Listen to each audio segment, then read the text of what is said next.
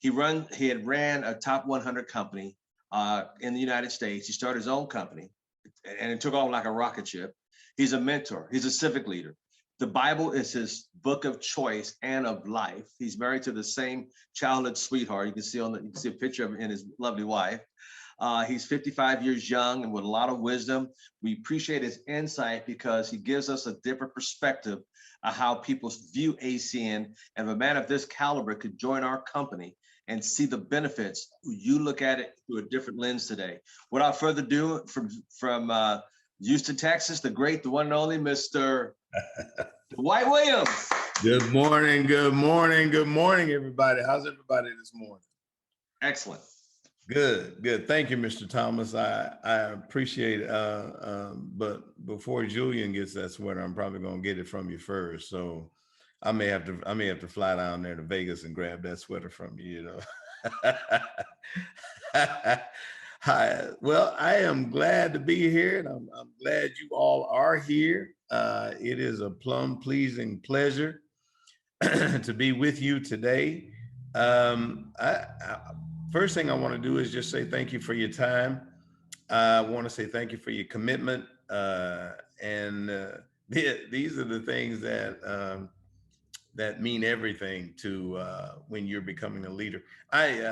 You may have heard me say this before, and I may have said it before, but whenever whenever I get lots of people that ask to be mentored and all the time, and lots of people that say they want to be leaders, and the best way to find out if a person wants to be a leader, I've been in ACN for a little bit and a few years, and I noticed in my first years when we started in this business, we really we want it so bad for people till we want it worse than they do, and when you do that, it's almost a recipe for disaster.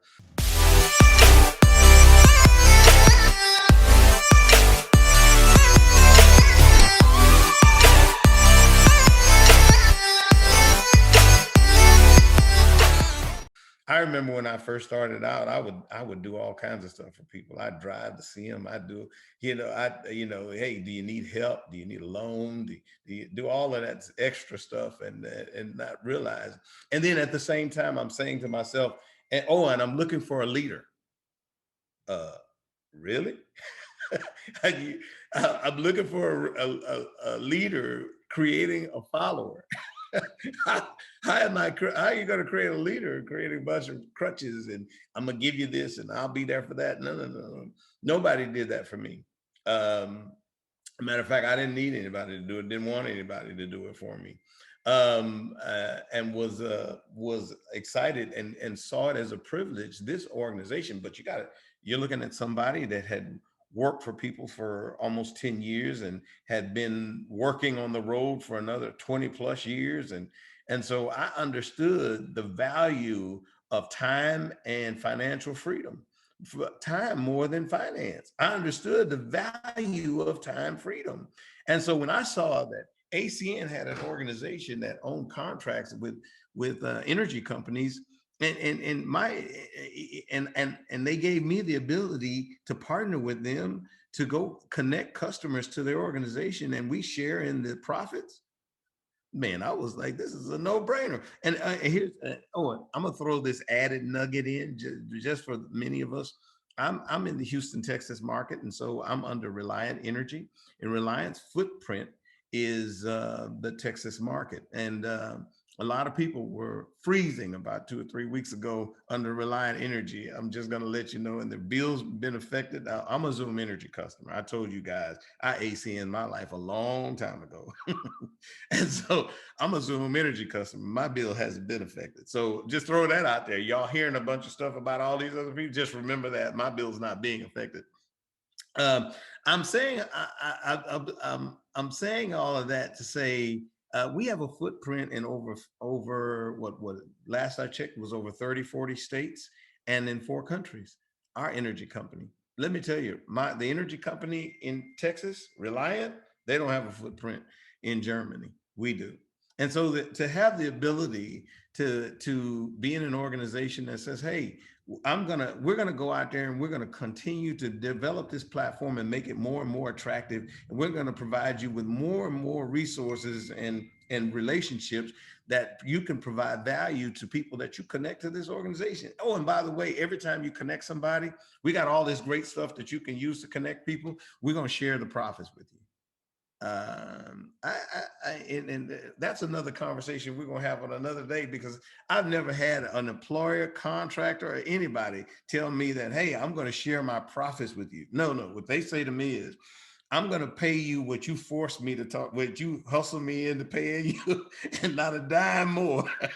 And so, and then the relationship between us and the company. Uh, where we are partnered, they're constantly working with us. It's a really different relationship. And I'm not trying to sell you on anything. I've been an employee. I've been self-employed. I've been a contractor, and I've been a business owner. And I'm telling you, this one is the best of them all. This relationship with ACN, where we all work together, is very different. I've worked for people, I've worked with people, and I've had people work for me, and I'd rather work together with somebody. And so that's why I'm attracted to it. Today, I want to open up. I want to just. I was thinking what to talk about today after last week, and I just decided to just continue talking about what we talked about last week. I came across a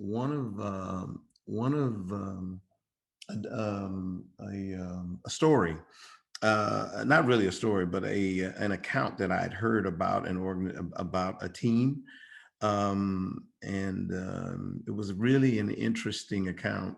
It was about a team, a huge team in a network marketing company, and it had been around. It was one of the largest teams ever, and it had been around for a long, long time. And they had a charismatic, very, very inspirational leader. He was really good, and he led his team, and he had built a huge organization, both deep and wide. And so he had significant leaders within the organization, but he's getting older, and he'd been doing it for a while. And they had decided that it was going to be time for him to pass the mantle. And the way they decided to pick who would lead, who would be the face of the team effectively, they put it out for a vote among the entire team. They didn't just do it with their leaders. They put the vote out across their entire team. And it came out that the vote tallied up to a finite list of people that were going to, and the list of the individuals, for the most part, all of them fit the profile. They were great leaders. They have huge organizations. They had great teams. They were charismatic. They were inspirational. They were all of those things. The only problem is they ended up with there was one individual that made the list that was fairly new. And current leadership had a meeting to discuss the list, and it was decided that this was the way we did things, and we can't change the rules now. This is the way we picked, and unfortunately, our team has picked this gentleman, and he's fairly new, and he's inexperienced, and he's quote unquote unproven. Well, what happened is, after they ended up tallying the final votes, it ended up amazingly so. And the craziest thing is that this guy is the guy that ended up winning, the new guy. Now, how in the world does the new guy end up winning? You know, you got all these guys and buildings, but the other people's organizations voted to pick the new guy. They picked the new guy of all. And you know, they've seen him talk, they've seen him work, they had seen him because they operated as a team, similar to what we do. New guy gets picked, and to be the successor, and they're beginning to plan, you know, the process of succession, and something happens in the base company, and it devastates their team. Team starts to fall apart in between the succession process. And the craziest thing that happens is, as a result of all this disruption, some of those guys that were going to be the leaders that they were going to pick, they fell off and quit. They left. That's the craziest thing. They were the ones that left. And then some of the ones that stayed, their teams just fell apart. And as a result of it, and so they really, and so this organization that was in momentum and it was doing its thing, that was moving, all of a sudden gets hit with this. And guess what? This new guy is the guy that has been tasked with leading the team because the decision had been made. Well, it just so happens that the new guy was the guy that had the charisma and the vision to take the team to where it gets. Check this out. According to the story, he then begins to go in and motivate the existing leaders that are still left. He lifts them up. He helps them start rebuilding their teams, and he's the new guy. He starts looking at new methods and ways to do things, is what we heard. He even brought back some of the guys that had left. He was able to go meet with them and bring a few of them back into the organization. So he did that as well. But the key thing that they said he did is he brought in new leaders that would stir the pot. Mr. Thomas, as we've heard, we boil the water from the bottom up. He brought in new leaders that reinvigorated the organization, and they went back into momentum like they had never seen before. Even faced with insurmountable odds, they were able to rebuild this team. How many times have we heard this story of David and Goliath? How many times have we heard this story? Keon Lomax, I built my RD and TC positions 11 times since I've been in the organization. That was his RVP promotion. Or Shaquille Cooper, or Mr. Krimmer, who I love, Mr. Thomas. I built one organization. I left that organization, went to a new organization, and I built it again. Who does that? That's what leaders do. How do they do it? They tell stories. I just told you a story of David and Goliath. I just told it in a different context. Because the key to your organization is not the price of electricity. Key to your organization isn't how the best deal you can get on cell phones. And even though those are the vehicle, that is the vehicle that you're in, the key to the success of your organization is to talk to them about the destination that you're going to, the place you're going, not the car. You don't talk to your team about the tires that are on your car, the kind of gas you got in the engine. You don't talk to them about the spark plugs. You talk to them about the place that you're going. I look at this group right now. There's 55 people on the Zoom call. I can tell you another story of a girl that got conquered by another land. She was, and she was a little girl, not knowing that she was brought into this land. She was going to soon be in a beauty pageant, and a beauty pageant for a king who had asked his wife to dance for military victory, and she refused to do it and was banished because of it. He says, okay, fine. If you ain't gonna dance for us, I'm gonna find somebody else that will. So he had a beauty pageant across the land to bring in a new girl.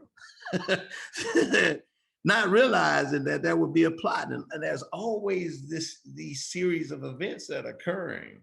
And she finds herself as queen, and through serendipity, through fate, she ends up being the queen. And as a result of being the queen, they're faced with a crisis of extermination, and her uncle comes to her and says, hey, look, I mean, you can do whatever you want. Now you became queen. You was a nobody. At first, you were just a captor. All of a sudden, now you're queen, and you just forgot, oh, I don't take care of the team no more. I'm taking care of me now. I got to protect myself. He said, but let me remind you, whatever happens to your team is going to happen to you too. So, and just remember this. Maybe you were put in this place for such a time as this. Maybe we are all sitting on this call right now for such a time as this. How many of us are taking for granted the moment that we find ourselves in right now?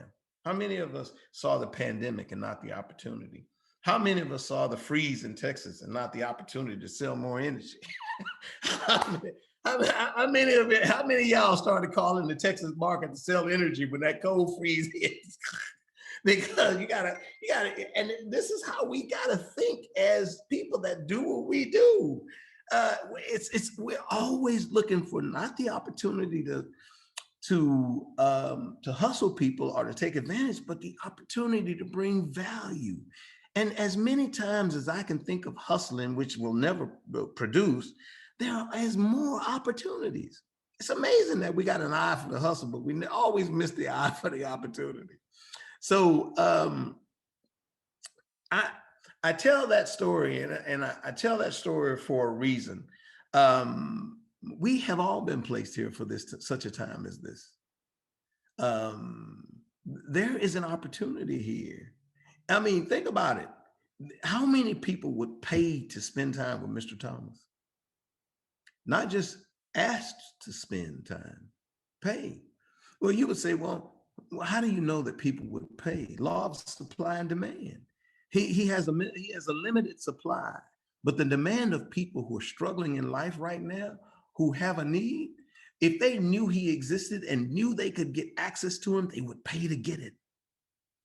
I was talking to someone the other day, and Grant Cardone, which is, of course, he's successful, but I have to say, Mr. Thomas is equally. See, we take for granted the people that we have access to because we have access to them and we take them for granted. But the truth be told, this man has achieved tremendous amount of things in his life and can add value. I can tell you this much: he owns more silver coins than I do, so I got to figure out how he's doing it.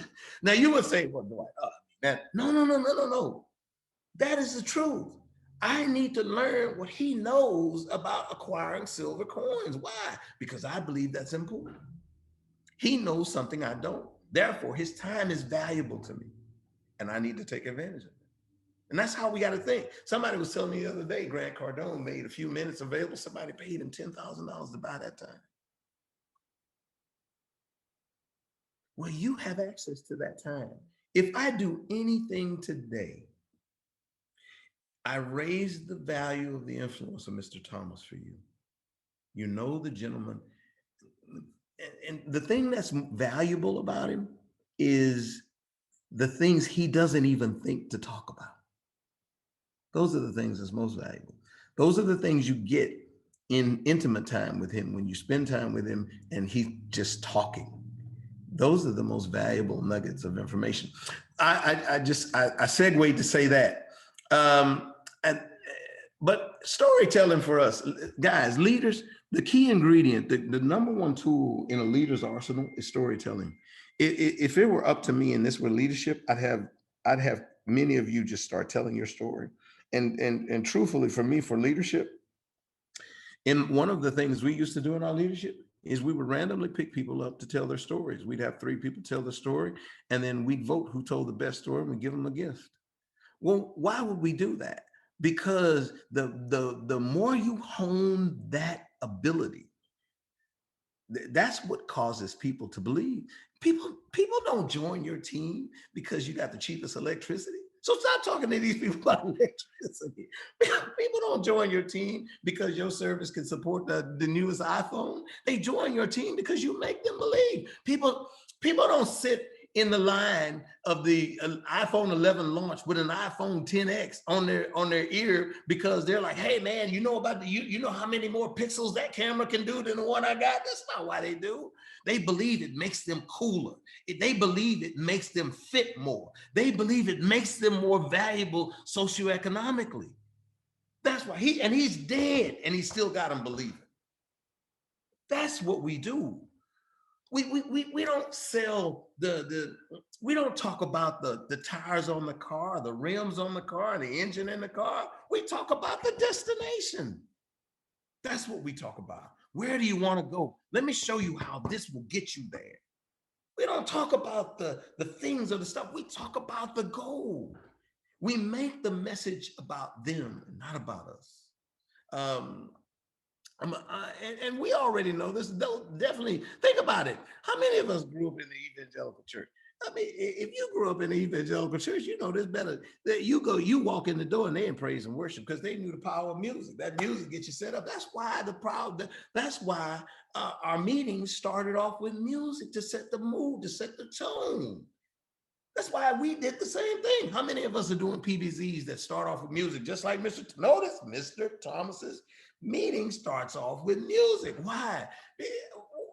You think these guys made it up?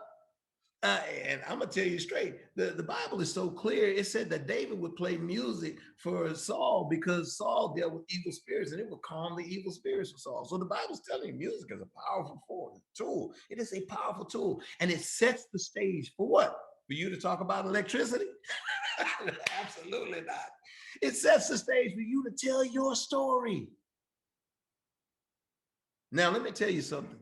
How many of you guys have went to church and had a preacher preach that he just had you with tears in your eyes? How many of y'all have experienced that? You know what? You know why he does? Bible says that faith cometh by hearing. You know why he's able to do that? Because he believes in the story he's telling. Many of us tell stories that we don't believe in. We don't believe in our stories. And definitely if our story isn't true, it's hard to believe in a story that ain't true. It's hard to sell somebody on something that we don't actually believe. So you got to think about what your story is. Because believe you me, like I told you earlier, you're here for such a time as this. And whatever that thing and whatever that purpose is, because everything in God's universe and God's creation has purpose. Whatever reason you are here, you need to package that as a story that you tell. Whatever that story may be, you need to tell. I don't talk to people about electricity. I don't ever do that. I don't even go looking for people to put them in my organization. Why? Because I believe in the stories that I tell. I just tell the stories over and over again. And those stories are attractive. People want to believe. They're looking to believe in something. People are not looking to talk about your spark plugs. They're looking to talk about going to the beach or to the ocean. That's what they want to talk about. They don't care how they get there. And if the destination, if the story is strong enough, if the destination is attractive enough, they won't care what it costs to get there. They really won't. And the only reason I said this is to tell you that the greatest storyteller, the greatest network MLM guy ever to live was Jesus Christ. And it's not a religious, I'm just making a point. The Bible says he took 12 people and turned the world upside down. He turned the world upside down with 12 individuals. And it just so happens 12 is the magic number for ACN. I'm just throwing that in as a plug. I just put that in there as well. But it is a true, and how did he do it? He knew that the people of the time could not understand the principles that he was going to be teaching. So what he did instead was he told parables. And all a parable is a spiritual principle told as an earthly story with earthly context. That's it. And all he did was tell stories, story after story after story after story, to the point where he was the greatest storyteller ever known, which made him. So why then does he become the greatest leader ever? Because he's the greatest storyteller. So the truth be told, what is your story? And do you believe that story? Do you have faith in your story? Because it's going to take conviction to be able to tell it in such a way that it attracts people. One last thing, I read an article in Harvard Business Review. It says that what distinguishes leaders is that they find a voice that allows them to articulate the common dream. They put words to the formless longings and deeply felt needs of others. They create communities out of words. And with that, Mr. Thomas, I'm going to turn it back over to you.